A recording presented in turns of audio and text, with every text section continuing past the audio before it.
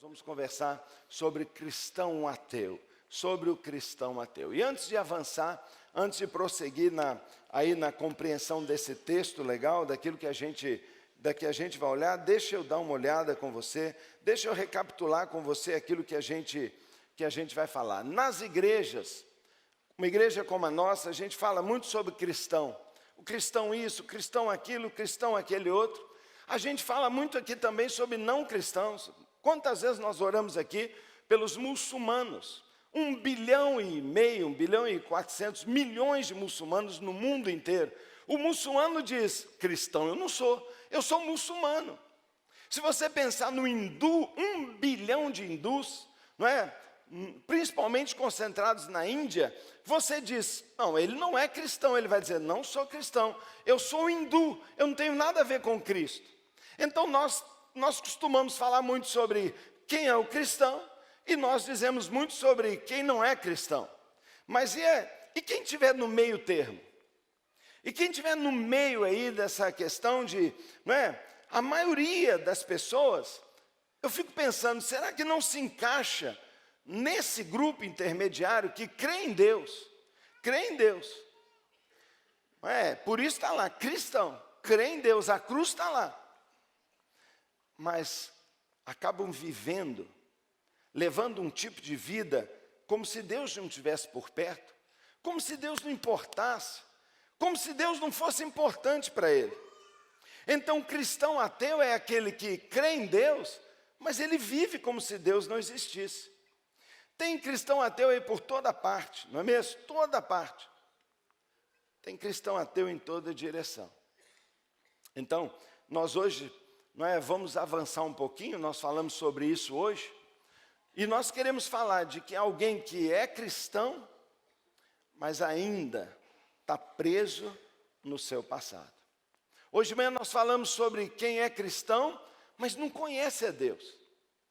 E nós falamos sobre conhecimento íntimo, conhecimento pessoal. Nós falamos que tem muita gente que conhece a Deus de ouvir falar, tem muita gente que conhece a Deus como uma coisa histórica, do tipo, quando eu era novo eu ia na missa, quando eu era novo me levava na EBD, e eu cresci ali naquela igreja e eu sou batista, eu sou luterano, eu sou católico. E tem um tanto de gente assim. Mas hoje nós vamos falar de alguém, e nós vamos começar a dar um passo a mais. Por que isso acontece? Por que pode ter alguém que crê em Deus, mas está tão distante dele, que vive nesse meio termo aí? Por que pode ter alguém que diz que ser cristão, mas ainda está preso em alguma coisa lá atrás? Está preso em alguma coisa, não é, ligado ao seu passado. Então, muitas pessoas, como Paulo diz a Tito, afirmam que conhecem a Deus. Ah, claro, mas os seus atos o negam. Isso acontece? Acontece demais. Isso acontece demais. E se nós perguntarmos nas ruas, até aqui dentro, se a gente fizesse uma enquete, o que as pessoas diriam? Se nós perguntarmos para o brasileiro e andarmos por aí e perguntarmos, você acredita em Deus? As respostas seriam as mais variadas, mas em geral a pessoa diria, eu acredito em Deus. As pesquisas, e a pesquisa séria do IBGE diz que 6, 8% é meio em cima do muro, mas diz, eu não tenho igreja, eu não tenho religião. Uma porcentagem pequena dos brasileiros diz, eu não tenho religião, mas a pergunta é a seguinte, mas você é ateu? Ateu mesmo, só 2%. 2%. Se você pegar a moeda nossa, a nossa nota é crente. A casa da moeda é convertida. Na nossa moeda está escrito assim, Deus seja louvado, aleluia. Está escrito lá. Agora pensa comigo o seguinte, nós somos o Brasil, o maior país católico do mundo. Em nenhum outro país tem tanto católico. Católico é cristão, crê em Deus.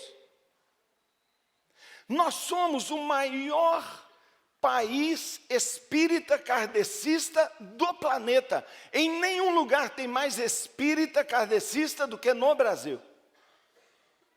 Nós somos o terceiro maior país evangélico, cristão evangélico do mundo. Só em 2 países nós temos mais cristãos evangélicos do que no Brasil. Então você tem que me ajudar a decifrar essa questão. Essa questão acaba comigo. Porque se a maioria crê em Deus, cristão, o que é cristão? Cristão ama o seu próximo, cristão faz o bem, cristão crê em Deus. Se tanta gente é cristão, 95,5% do brasileiro diz, eu sou cristão. Ele está dizendo, eu sou cristão, não sou muçulmano, não. Eu não sou budista, não, eu sou cristão. Como que nós produzimos um país tão violento? Como é que a gente pode ser o mais cristão e o mais violento? Como é que as pessoas podem sair de casa dispostas a machucar o outro, a ferir o outro, a avançar no seu limite? Se nós somos o país mais cristão do mundo, como é que tanto empresário cristão, ou tanto político cristão, ou sei lá o quê, faz tanta coisa que faz o Brasil ao mesmo tempo ter tanto recorde? Como é que nós produzimos o maior carnaval do mundo e todo o país, os cristãos todos, porque todo mundo é cristão, e eles esquecem de ser cristãos, enfia a cara no carnaval e depois entra numa quaresma, não é? Que aí depois está tudo bem lá. Sabe, Deus não está nem aí para a religião. Isso tudo que eu estou te falando foi Deus que criou, não. Não foi Deus que criou tudo isso. De jeito nenhum. Ateu crê em Deus. O cristão ateu se contenta apenas em crer em Deus. Mas um cristão autêntico, além de crer, conhece e obedece e serve a Deus. Quem é você? Você é ateu? Se veio, que legal. Está buscando alguma coisa. Você é um cristão ateu ou é um cristão autêntico? O que a gente tem que começar a afirmar e conhecer, e está aí no seu esboço, é que cristianismo não é o quê? Cristianismo, você já sabe, cristianismo não é religião. Cristianismo é um relacionamento com Cristo. Então você pode ser católico, você pode crer em Deus como uma energia, você pode crer em Deus através de um intermediário, você pode agarrar-se na sua fé em Deus por causa da sua medalhinha, você pode estar apegado em Deus porque você foi batizado quando criança, ou até adulto numa igreja evangélica. Você pode fazer parte de uma igreja. Você pode ter uma participação numa célula, até liderá-la.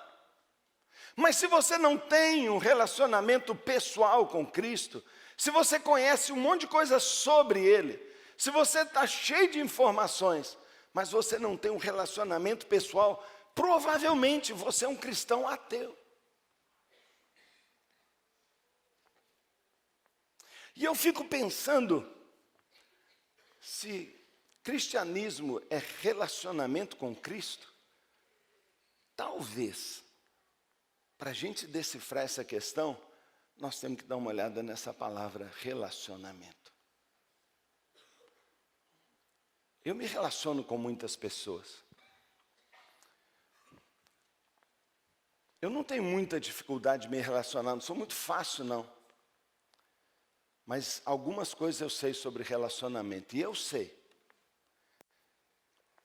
que quando alguma coisa acontece entre as partes, por exemplo, eu brigo com a minha esposa, em geral sou eu que brigo com ela, em geral eu faço uma coisa feia. Alguma coisa acontece dentro de mim que o meu relacionamento é afetado.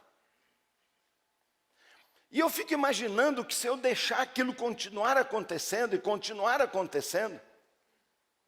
eu louvo a Deus porque, apesar de eu ser muito durão, de eu ser meio orgulhoso, e eu não quero conversa, ela vem atrás e ela insiste, ela fala, não adianta, você não vai fugir dessa, vamos conversar. E eu falo, não quero conversar, eu não quero conversar. E ela fala, mas eu quero. E ela vem, e a gente já não tem jeito. Eu acabo tendo que conversar e no final dar os beijinhos, aquele trem todo, e aí já viu, né? Não tem jeito, mas graças a Deus. Mas você sabe que se é relacionamento, gente, é fácil demais quebrar. E tem uma coisa que afeta muito o relacionamento, é quando a gente sabe que fez alguma coisa contra aquela pessoa. Isso já aconteceu comigo. Eu sei que eu errei com uma pessoa e eu me desvio, eu vejo ela lá, eu rapidinho. Às vezes aqui nesse salão, você vê a pessoa chegando lá, você vem para o canto de cá. É ou não é? Você está em dívida lá com a sua mulher, você chega tarde. Talvez seu pai está com raiva de você e você demora lá embaixo para ele dormir. Meu pai já dormiu nada, rapaz, está esperando atrás da porta. Porque quando a gente tem culpa no cartório, você sabe o que acontece, não sabe? A gente afasta. A gente afasta. Então, talvez uma das principais razões para gerar essa legião de cristão ateu é que nós não resolvemos o nosso problema de relacionamento com Deus, especialmente a vergonha. Vergonha, eu digo constrangimento, medo, culpa, que faz a gente não querer chegar perto. Isso me faz manter-me afastado, porque tenho vergonha.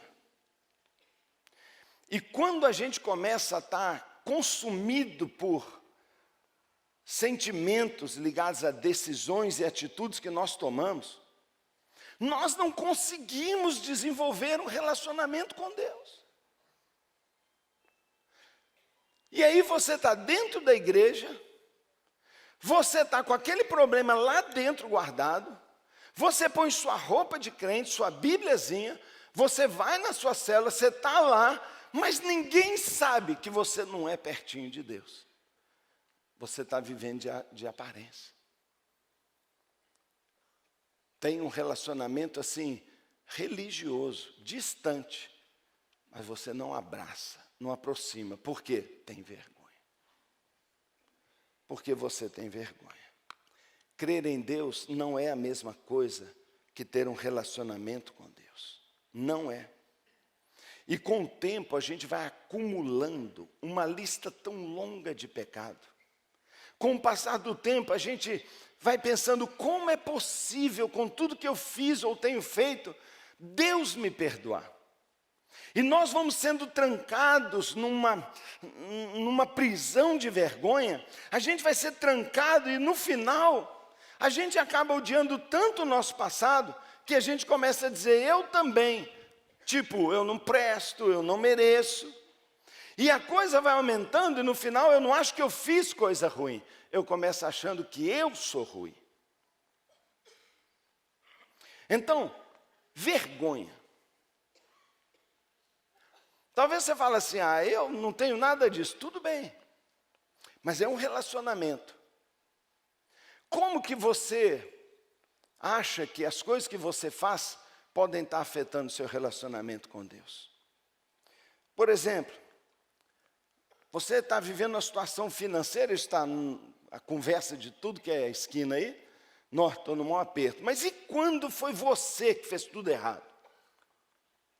E quando foi você que meteu a mão pelas pernas e se arruinou, e hoje tem uma dívida enorme, você sabe que seus familiares não estão constrangidos, tem um pagando plano de saúde, outro está ajudando na escola, você está cheio de dívida, fugindo de cobrador, e você está numa situação tão difícil, tudo bem, que culpa isso tem trazido sobre você? O que essa culpa afeta aquele relacionamento? Pecados sexuais. Como eu vivi antes, loucuras que eu fiz. Às vezes você está aqui um cristão com 2 divórcios nas costas. Talvez seja como aquela mulher que ia para o poço sozinha porque ela não queria ver ninguém de tanta vergonha. E Jesus começa a conversar com ela, fala, traz seu marido lá, e ela tem vergonha, se ela pudesse ela fugia. Você não tem marido, não, mas você já teve 5. E essa culpa que a gente tem lá dentro da gente, por causa de, não é, vícios secretos, só eu sei que eu tenho, mas eu continuo praticando. E na hora que eu estou cantando e eu começo a orar, ou querer me aproximar de Deus, uma vozinha vem aqui e fala, viciado, sujo, falso. Querido, deixa eu dizer uma coisa assim muito franca para você. Quando eu li esse livro a primeira vez, eu falei, eu sou um cristão ateu. Numa boa, estou falando sério. E eu comecei a trabalhar na minha vida algumas questões que eu falei, isso não pode ter na minha vida. Sabe, eu não estou falando isso para você, eu estou falando para mim. Tem coisa que eu estou falando que, em certo sentido, eu me vejo. Às vezes eu falo, caramba, eu acho que eu sou um cristão ateu em recuperação.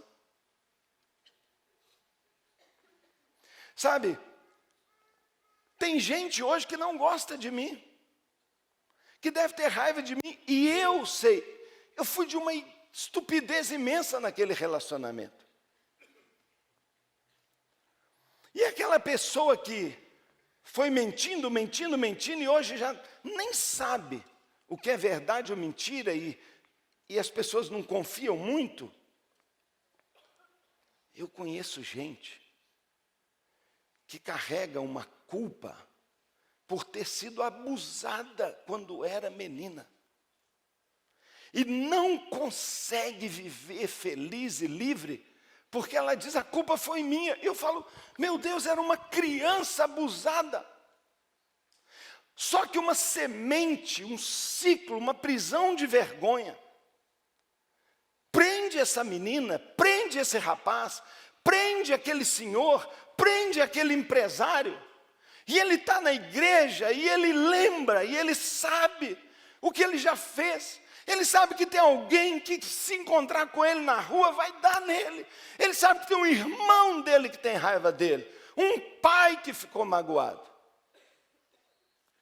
E é impossível nós andarmos por essa vida e não sujarmos os pés. Nós andamos num mundo poluído de pecado, e nós temos os pés sujos. Às vezes essa sujeira vem para a perna, às vezes está na cara, às vezes a mão está suja. E porque eu enxergo e ao final eu sei que as pessoas percebem, vem para nós a tal da vergonha. Vergonha e culpa seguem sempre um padrão, é o mesmo padrão. É um ciclo de autorrecriminação, um ciclo. Mais ou menos assim, eu tenho um momento doloroso na minha vida, um momento pecaminoso, uma falha grave. Ou alguém fez algo comigo, uma reação. A verdade é que algo doloroso me acontece por minha culpa ou circunstancial. E aí eu começo, em segundo lugar, a crer na mentira de que eu sou essa dor. Eu sou essa dor. Eu sou esse fracasso. E não é apenas algo que eu pratiquei antes, mas é algo que eu sou.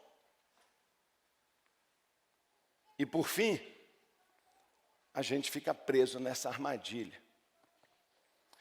E está cheio de gente dentro das igrejas, mantendo uma distância, um relacionamento superficial com Deus, porque não se acham merecedores, dignos. Não se acham dignos. E quando a dor ou a vergonha se transforma em nossa identidade hoje, o ciclo da vergonha pegou mais uma vítima. Parece que a gente é aquela criança que toda vez arranca a casquinha da ferida e sangra de novo. E arranca esse sangue, e arranca esse sangue. E tem gente aqui hoje, nesse auditório, que não para de sangrar, porque se arranca, se fere o tempo todo. Cristianismo é um relacionamento com Deus. E se, lá no fundo, tiver dentro de nós, uma mentira que a gente às vezes nem vê, está lá. Ela está ali dentro, como está a nossa cultura. Ela está lá dentro, como está o tique que a gente pegou do nosso pai. Ela está lá dentro, às vezes até invisível. Ela está lá dentro, numa área cega que eu não consigo ver. E se lá no fundo eu me auto-recrimino e me coloco numa posição de inferioridade e digo, muitos vão ser abençoados, mas você vai ser essa porcaria, muitos vão ser felizes, mas você não vai, muitos vão alcançar, mas você não vai, e isso te empurra para esse grande universo, chamado gente que crê em Deus, mas ainda está preso no passado. Vocês não imaginam o que foi para mim anos a dificuldade de me sentir um filho de Deus. Vocês não têm ideia. Porque eu via Deus como um pai dizendo, filhinho, corre, me abraça. E eu dizia, eu não posso. Deus é santo demais, Deus é sério, Deus é no trono. E as pessoas falavam para mim, ele é meu pai, me pega no colo, ele me beija, ele me abraça. E eu, hã? Isso existe. Isso existe. Eu tive que ir em outro país, ficar sozinho, não ter ninguém, para na minha individualidade, tirando minhas máscaras, falar, ufa, aqui ninguém me conhece, eu não sou nada aqui, para poder um dia perceber que Deus estava rindo para mim e falando, filho é filho, vem. E quando eu abracei a Deus e senti, sabe, foi algo tão extraordinário. Foi algo tão extraordinário. O texto diz, vocês me procurarão e me acharão, quando me procurarem de todo o vosso coração. Eu me deixarei ser encontrado por vocês. Meu querido, Jesus chega a dizer, eu falei hoje de manhã, que eu não quero que vocês se chamem de servos. Eu não quero nem que você diga você é servo. Ele diz, eu não te considero um servo. Eu te chamo de amigo, amigo. Eu quero amizade com você. Eu fico bobo, Deus está dizendo, se você me procurar, eu me deixarei ser encontrado. Você é você, sou eu, qualquer um. E ele diz assim, e se você me encontrar, olha o que está escrito, eu o tirarei do cativeiro. Meu querido, sempre o encontro com Deus, sempre o verdadeiro cristianismo, significa uma porta aberta. Sempre o verdadeiro cristianismo significa liberdade. Liberdade, ser o que você é. Não usar máscaras, não estar preso, sem constrangimento. Pular na sala do trono, entrar correndo na casa do seu pai. Pai, pai, pai. E se estiver todo sujo, ele diz, filho, vem cá, vou trocar sua roupa. Mas ele diz, eu vou te tirar do cativeiro. Meu irmão, o cristianismo liberta a gente. Mas para muitas pessoas, cristianismo é mais cativeiro.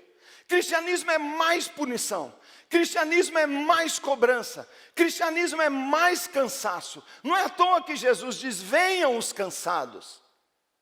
Porque religião, ou seja, tentar agradar a Deus, mata.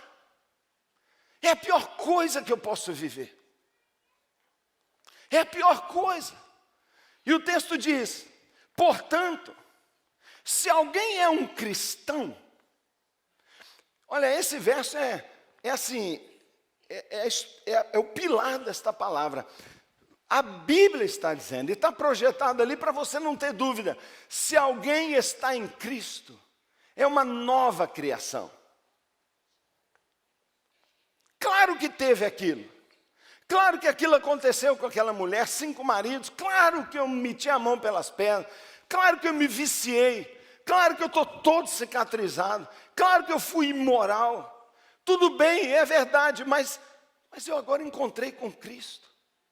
Eu falei, eu sou um cristão, eu recebi Cristo, e se eu recebi, se eu estiver mesmo, se eu tiver um relacionamento com Cristo, eu sou uma nova criatura. As coisas antigas já passaram. E surgiram coisas novas. Eu quero fazer uma pergunta para você, e você precisa responder para você mesmo. Quantos aqui Não é para levantar a mão, é resposta íntima. Você se considera em Cristo? Você considera que aquilo que você buscou de Cristo, sabe de Cristo, escolheu de Cristo, posicionou-se, faz você dizer, eu sou de Cristo? Então, pelo texto, se alguém está em Cristo, é uma nova criação, certo? Então, se você disser, eu estou com Cristo, eu posso dizer, você é uma nova criatura, não é verdade? É verdade. Então, por quê? As coisas antigas, as coisas do passado não passaram. Por quê? Porque você está no ciclo. E você não está conseguindo separar o que eu fiz com o que eu sou. E você está dizendo, eu sou o meu erro. Eu sou o meu erro. Então, a verdade, a grande verdade que a gente está declarando aqui hoje, é que nós não somos o nosso pecado. Nós não somos o nosso pecado. Você consegue entender isso? Talvez não. Tá bom. Eu vou te dar um exemplo muito vívido que você conhece bem. 2 discípulos de Jesus. Um chama Pedro, outro chama Judas. Igual. Os 2 foram chamados, os 2 andaram com Jesus, os 2 viram os milagres, os 2 confessaram, os 2 estão lá. Quando a coisa ficou preta, quando Jesus estava para ser morto, os 2 traíram Jesus. Os 2, assim, agiram de maneira horrorosa. Os dois foram alertados. Pedro foi alertado de uma maneira, Judas foi alertado de outro.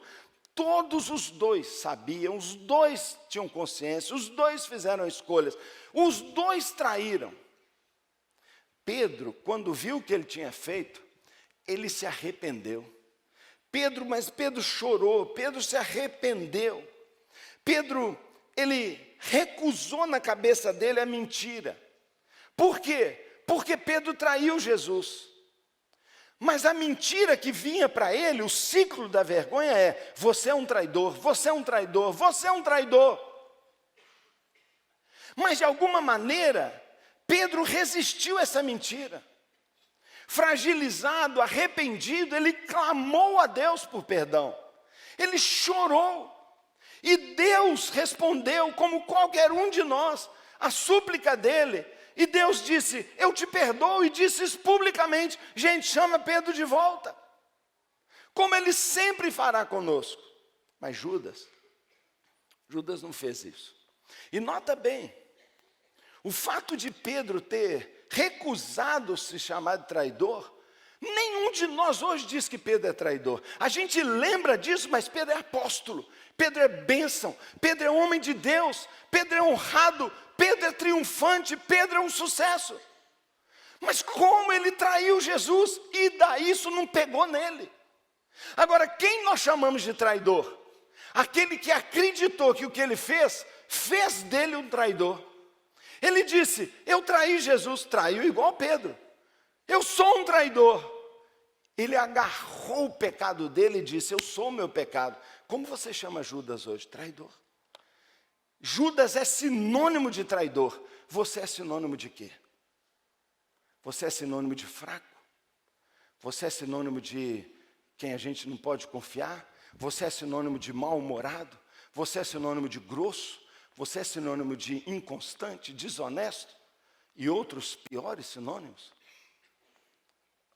Você é o pegador? Você é o imoral? Não somos o nosso pecado. Nós não somos o nosso pecado.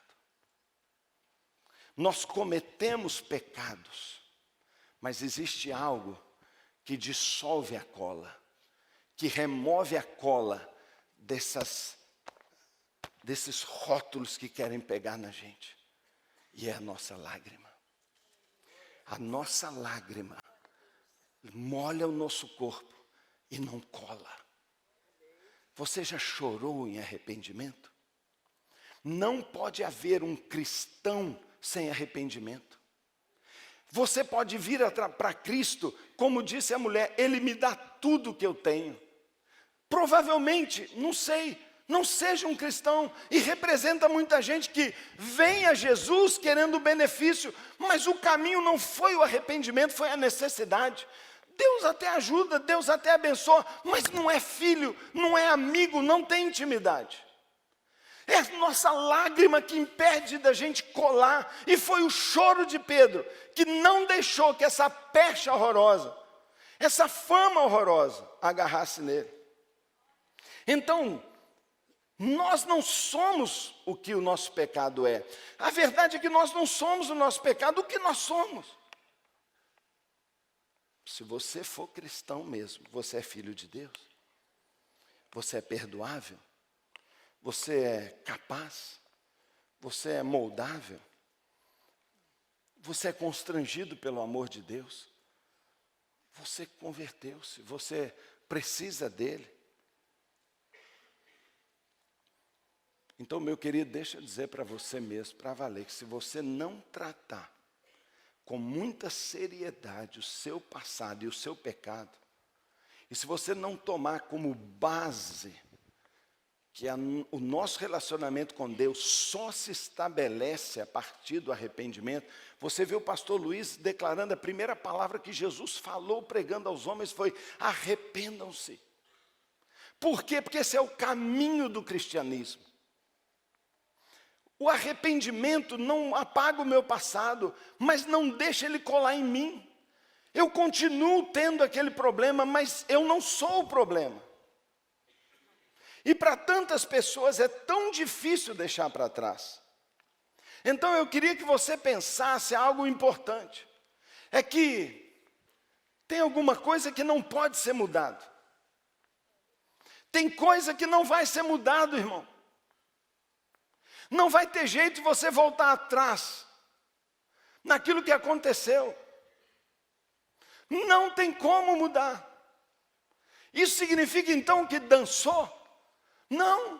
Então eu tenho que aceitar o que não pode ser mudado. Eu tenho que aceitar o que aconteceu. Se eu não aceitar isso, se eu não entender isso, provavelmente eu não vou mudar. Por quê? Talvez eu não possa mudar meu passado. Eu não posso. Nós não voltamos lá. Mas eu posso mudar o meu futuro. Eu posso mudar o meu futuro. Eu não posso alterar o meu passado, mas o seu futuro, se você deixar, Deus muda o seu futuro. Você está entendendo o que eu estou te falando? O cristianismo é uma nova história. Ele começa uma nova história. Eu não consigo mudar, mas Deus fala, eu não vou levar em conta isso. Existe e eu não vou levar, e você também não vai levar. Porque se Deus não leva, como você vai levar em conta? Sabe, querido, no Antigo Testamento tem um cara chamado Davi. Já ouviu falar, não é? Um reizinho aí. Davi. O que esse cara fez? Seduziu a esposa do amigo dele.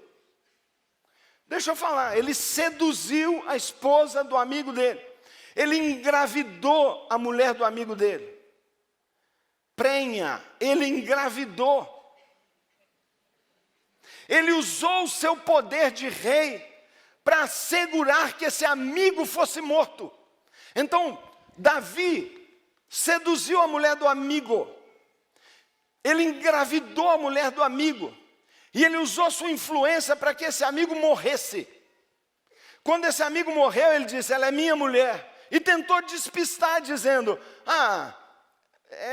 você sabe fazer conta. Você já ficou meio apertado com essas contas aí? 6 meses, 7 meses, mas tão rápido.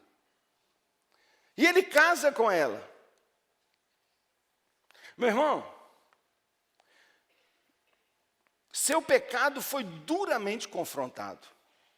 Ele se desesperou pelo que ele tinha feito. Você considera grave o que ele fez? Eu considero dos mais graves. E a vergonha chegou nele. Eu vou acabar com você. Eu vou te prender. Você nunca mais vai ter jeito. E ele, como eu vou voltar atrás? Como eu vou trazer ele de volta? Como é que eu vou consertar? Não tem jeito. Pode ser mudado? Não. A vida dele acabou? Talvez. Depende do que ele fizer, com a culpa e com a vergonha. O que ele faz? O que ele faz? Ele diz: tem misericórdia de mim, ó Deus. Por teu amor, por tua grande compaixão, apaga.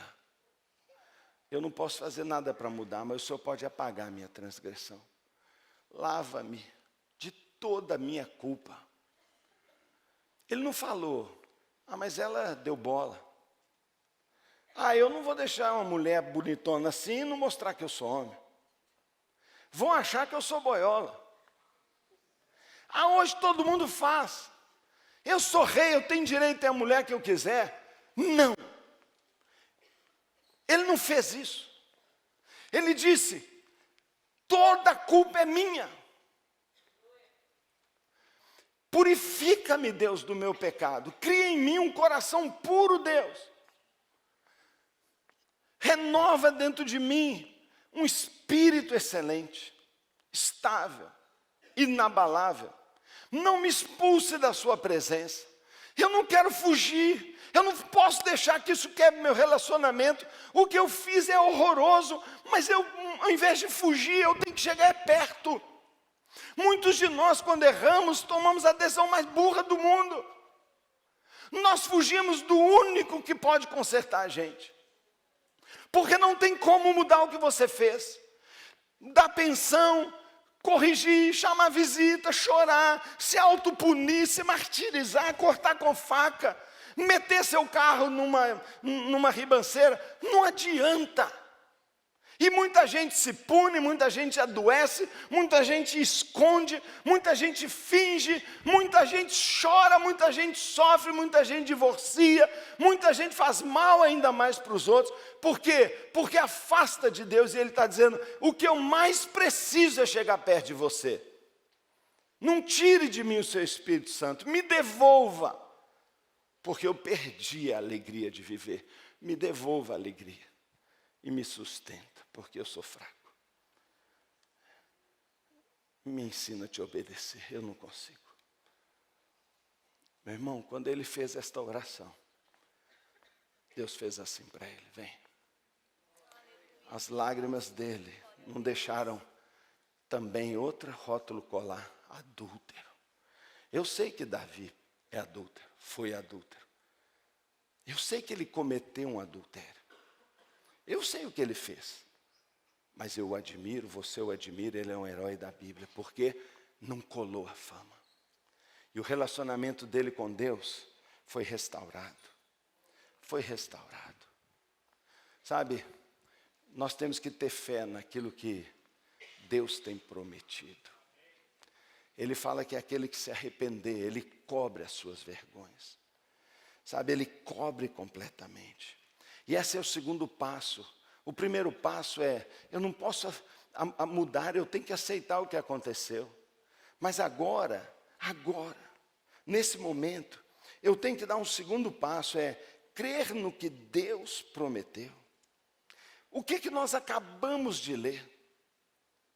O que nós acabamos de ler aqui agora? Nós acabamos de dizer que aquele que se converte ao verdadeiro Cristo, ao Salvador, é uma nova criatura. As coisas velhas já passaram. Está escrito na minha Bíblia. Está escrito na minha Bíblia que se eu me arrepender, se eu confessar e se eu chorar meu pecado, Deus apaga, Ele purifica. Está escrito na palavra. Sabe, então, eu tenho que acreditar nisso. Paulo diz lá aos Coríntios: pois quantas forem as promessas. Está lotado de promessa na Bíblia. E você diz: isso vai acontecer? Ele diz: tantas quantas forem as promessas, tantas tem em Cristo o sim. Por isso, por meio dele, o amém, ele é sim. É pronunciado para nós, por nós, para a glória de Deus. Meu irmão, Jesus é o sim de Deus. Quando você erra e pede perdão, Jesus vai lá e diz para o Pai: sim, Pai. Ele está arrependido. E é tirado de você sua vergonha. E é tirado. E você se lembra dessa promessa. Uma nova criatura. Sempre nos lembraremos do que aconteceu, mas não somos o que aconteceu. Nós não somos o que aconteceu. E mais ainda, nós temos que acreditar que toda dor curada pode se tornar um ministério em nossa vida. E eu conheço hoje empresários que são ministros com empresários, músicos que são ministros com músicos. Eu conheço hoje prostitutas que são ministros com prostitutas. Eu conheço gente viciada que trabalha em recuperação de viciado. Eu conheço osso que quebrou, e onde quebrou é mais forte do que onde não quebrou. E sabe, é isso que Deus faz. Na área que a gente conserta, na área que a gente se arrepende, nós nos tornamos mais fortes. Nós nos tornamos assim, tão incrivelmente, que Deus pode usar toda a dor que a gente sofreu para levantar um novo testemunho para muitas pessoas, dizendo, é possível, olha o que Deus fez na vida daquela pessoa. Ah, meu querido, nós estamos sendo uns trouxas, deixando que o nosso passado, que para Deus, por arrependimento é cancelado, nos aprisione numa cadeia de vergonha. E eu concluo esta palavra dizendo para você, não é como começamos que mais importa, mas é como terminamos a nossa vida. Eu vou dizer para você, não é como nós começamos, não é o que aconteceu, mas é o que vai acontecer, é o que você vai fazer que pode importar. E eu pergunto para você, como é que você quer viver hoje para poder depois terminar a sua vida? Essa lindinha aqui deve ter um pai, deve ter uma mãe. Então, o pai e a mãe têm que pegar a lindinha. Muito linda mesmo, mas concorre comigo absurdamente, né? Quem vai olhar para mim com essa coisa aí? Ah, olha a fofura. Olhando para mim aqui, quase que eu peguei para mim. Próximo que ficar aqui eu vou pegar, vou levar, não devolvo mais não. Chegou aqui, é minha. Posso falar com você de pastor para irmão, irmão para irmão. Tem gente aqui hoje que convive com uma grande vergonha. Mas eu conheço Deus. Eu sei o que Ele tem feito na minha vida. Você olha aqui e fala assim, para Ele tudo é fácil. Você não sabe. Você não sabe. Como todo dia eu tenho que chorar e me agarrar e dizer, Deus, o Senhor me ungiu, o Senhor me escolheu, o Senhor me perdoou, o Senhor me fez uma nova pessoa. Nós podemos, irmãos, ser melhor do que novo. Quando Deus perdoa, limpa a vida de uma pessoa, o recomeço de Deus é melhor do que um novo. Deixa eu dizer para você, um homem convertido mesmo é melhor do que um menino novinho limpo. Ele é melhor, porque ele já errou o que tinha que errar, arrependeu e escolheu. Esse vai terminar bem. Você, minha amada, você pode em Cristo ser melhor do que uma mulher nova. Você pode ser mais linda do que uma virgem. Você pode ser mais pura do que uma pureza total. Você pode ser mais admirável do que qualquer joia. Porque o que Deus faz é melhor do que o novo. Eu não estou negando a sua dor. Eu não estou negando as dificuldades. Eu estou só dizendo que a mentira e o ciclo da culpa está impedindo você de abraçar Jesus. E você está se escondendo, que é a marca do homem que não conhece Cristo. A Bíblia diz que quando Cristo voltar e aparecer na sua segunda vinda, os que não o conheceram procurarão cavernas para se esconderem, porque eles não quererão ver a volta de Jesus. Quando Adão pecou, a primeira coisa que ele fez foi achar uma árvore e se esconder atrás dela. Fuga, evitar relacionamento. E aí eu penso, por que tanta gente não lê a Bíblia? Fuga. Porque as pessoas sabem que tem uma reunião de oração que vai mudar, que vai trazer um milagre. Ele fala, como eu vou chegar perto de Deus? Uma coisa é assistir um culto, eu estou lá, ninguém me nota, outra coisa é orar. Como é que eu vou orar se eu não tenho proximidade? Como é que eu vou pedir se eu acho que eu não mereço? Então você entende que nós estamos ótimos para viver o programa, mas estamos péssimos para viver o relacionamento. Mas o Senhor fala para nós, você pode terminar bem. Você pode quebrar esse ciclo e começar uma nova etapa na sua vida. Por isso o cristianismo é um novo nascimento, significa um novo ciclo. Livre, reconstruindo, aprendendo agora. Vai errar de novo? Vai tropeçar? Com certeza. Mas vai subir. Vai cada dia menos. Vai cada dia mudando mais. Deixa o passado para trás. Decida hoje começar algo novo, um novo ciclo.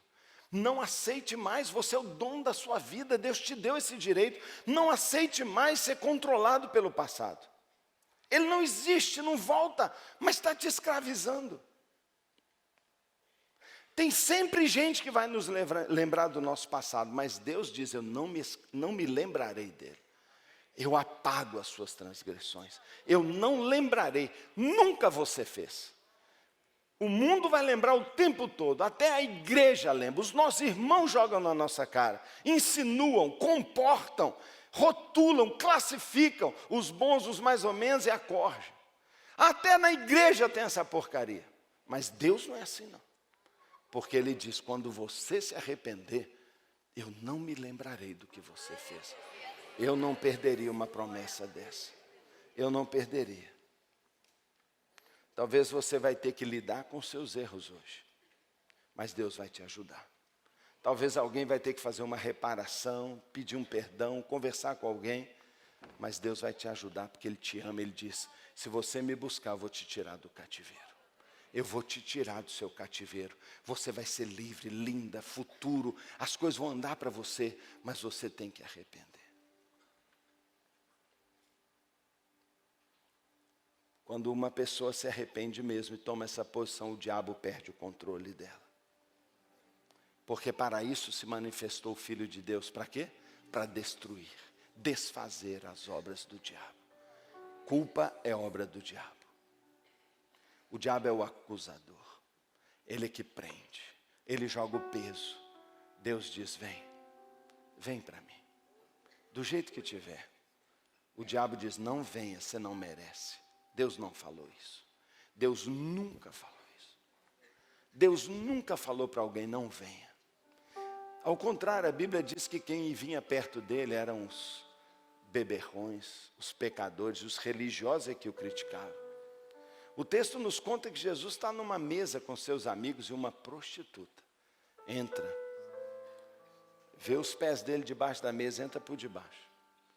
Chora, chora, chora e vai constrangida de molhar o pé dele, vai enxugando com o cabelo.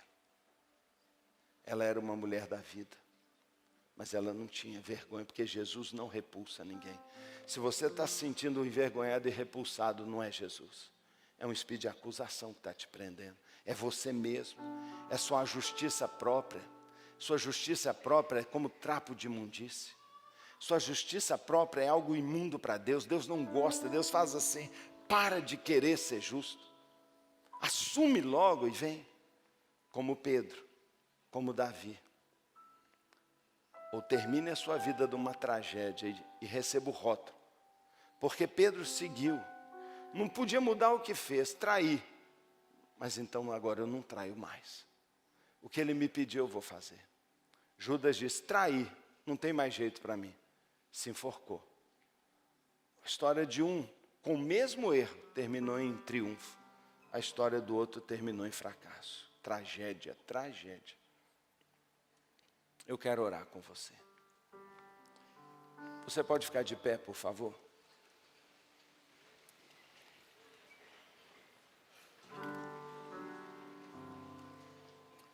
Meu querido, você não pode hoje assistir esse culto. Você tem que participar dele. Então esta oração Esta oração que eu escrevi aqui, eu fiz para você poder dizê-la. Mas não é aquela oração do santo tal, a oração tal, a rezinha que você leva. Só vai funcionar se você botar a mão no seu coração.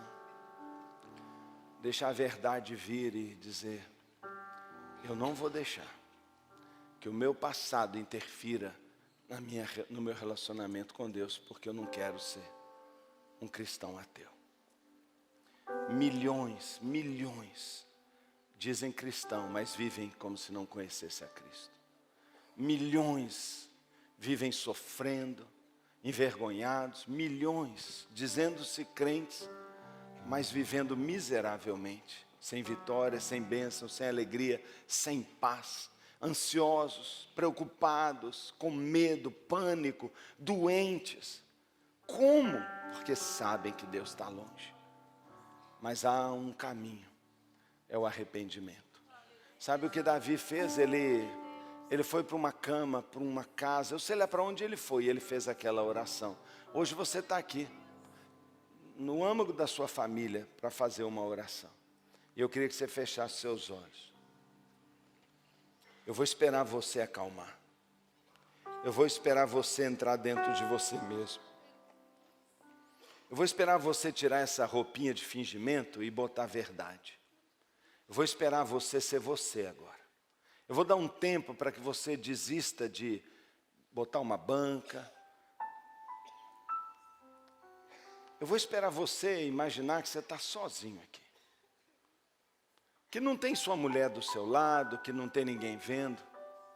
Eu vou esperar você se enxergar na presença de Jesus.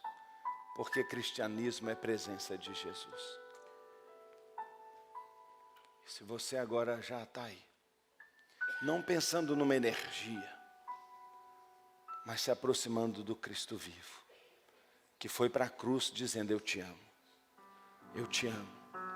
Tem dúvida que eu te amo? Olha os cravos na minha mão. Tem dúvida que eu faria qualquer coisa por você? Tem dúvida que sua vida tem valor para mim? Veja o sangue escorrendo. Diga assim para Ele: Deus, eu reafirmo nesta noite que a minha vida é sua. Reconheço que Jesus morreu pelos meus pecados e que exatamente por isso posso viver sem vergonha do passado. Por causa da sua graça, do seu perdão, da sua aceitação revelada na cruz. Aceito definitivamente o seu perdão. Eu aceito o seu perdão. Eu preciso do seu perdão. Eu recebo para sempre o seu perdão. E eu recebo a paz do seu perdão. Também deixo diante do Senhor as consequências dos meus erros.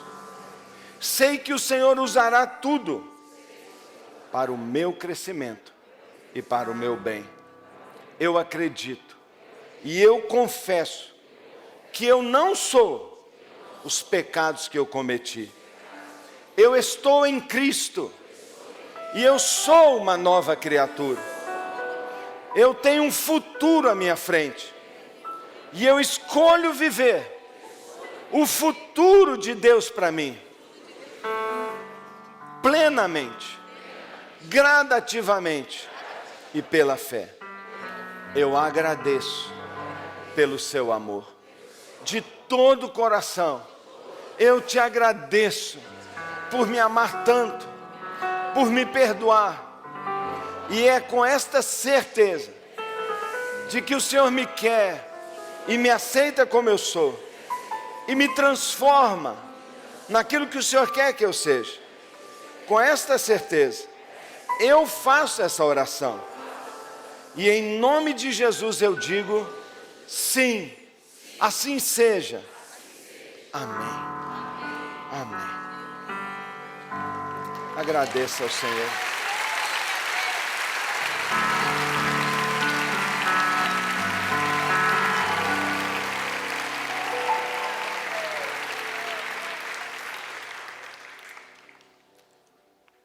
casos tão agarrados, tão severos, que precisa haver uma afirmação pública de perdão. Quando Pedro traiu Jesus, lembra, o amigo dele morreu enforcado. Aquilo seria tão duro e poderia voltar tanto, e aquele apóstolo se perderia, que Jesus faz um perdão público para ele. Se alguém nesta noite, primeiro, nunca tinha entregado sua vida a Cristo, nem pode dizer que é cristão ateu, era ateu, sem religião, sem Deus, vivia a sua vida sem Deus. Mas você hoje quer entregar sua vida ao Senhor, eu quero chamá-la a vir aqui. Se alguém hoje, Deus falou profundamente, e você entende, é hoje. Deus está quebrando, e eu quero ficar livre dessa vergonha, mas tem dúvida se vai dar conta, e quer que a gente ore por você. E você quer romper mesmo com o seu passado e silenciar o inimigo, dizendo, eu confessei, eu recebi publicamente o meu perdão. Nós queremos declarar esse perdão e essa bênção, e fazer uma oração por você. E se você sente essa necessidade, na complementação desta palavra, ou receber uma oração, uma ministração poderosa, sai do seu lugar também, vem. Quer entregar sua vida a Cristo, quer romper com essa escravidão, quer viver um relacionamento pleno, venha, nós queremos abençoar a sua vida e orar por você. Pode vir, pode vir, porque agora que a vergonha vai quebrar. Porque se eu fui lá na frente, cheguei primeiro, nada me envergonha mais. Nada mais me envergonha. Vem. Pode sair do seu lugar.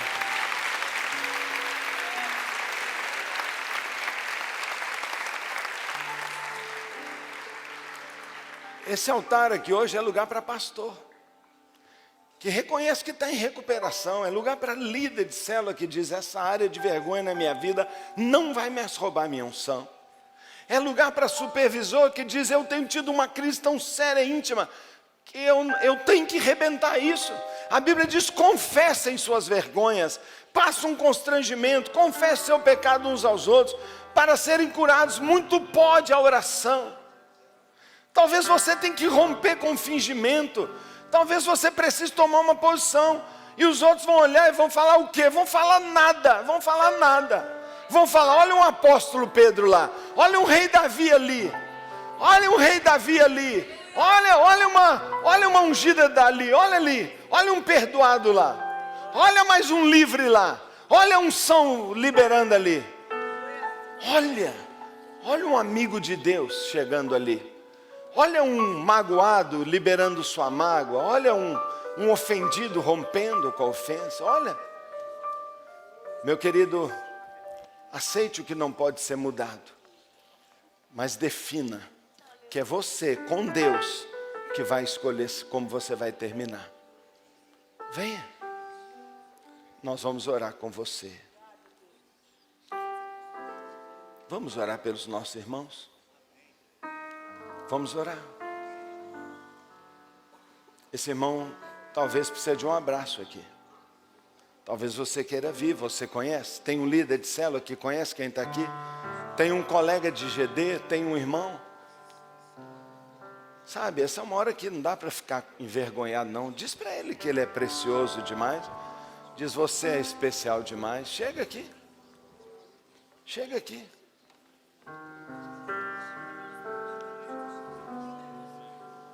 Vamos orar.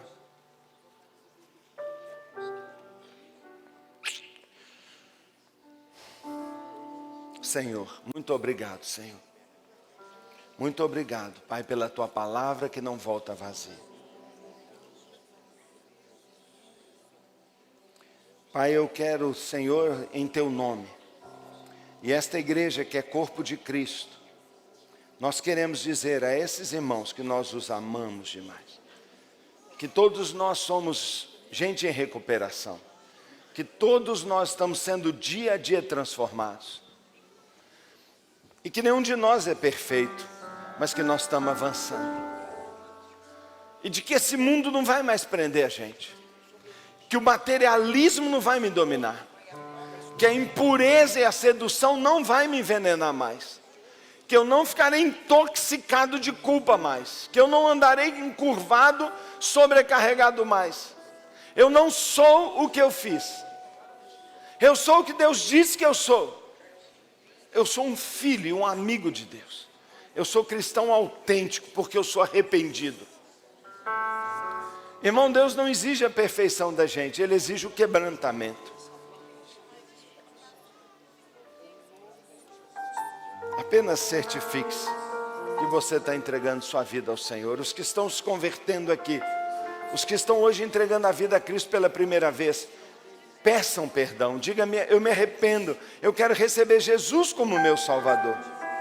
E aqueles que estão quebrando aqui, ciclos de vergonha sexual, de vícios, de comportamentos duplos, eu declaro que você está livre em nome de Jesus. Livre, livre, livre. Senhor, cria agora um coração puro. Põe dentro deles agora um espírito inabalável, que não se abalem mais. Deus, arrebenta com a dúvida. Arrebenta, Deus, com esse ciclo de acusação. Fica livre em nome de Jesus. Nós oramos, Pai, confessando que esses que estão publicamente se expondo, ó Deus, este momento de constrangimento redundará em imensa glória, libertação e poder de uma vida autêntica e de que agora vai crescer. Muito obrigado, Senhor. Muito obrigado, porque o pecado não terá mais domínio sobre nós. Não seremos mais escravos do pecado, mas somos agora servos do Senhor. Assim, Pai, é que eu oro. E assim nós abençoamos esses irmãos. Em nome de Jesus. Amém.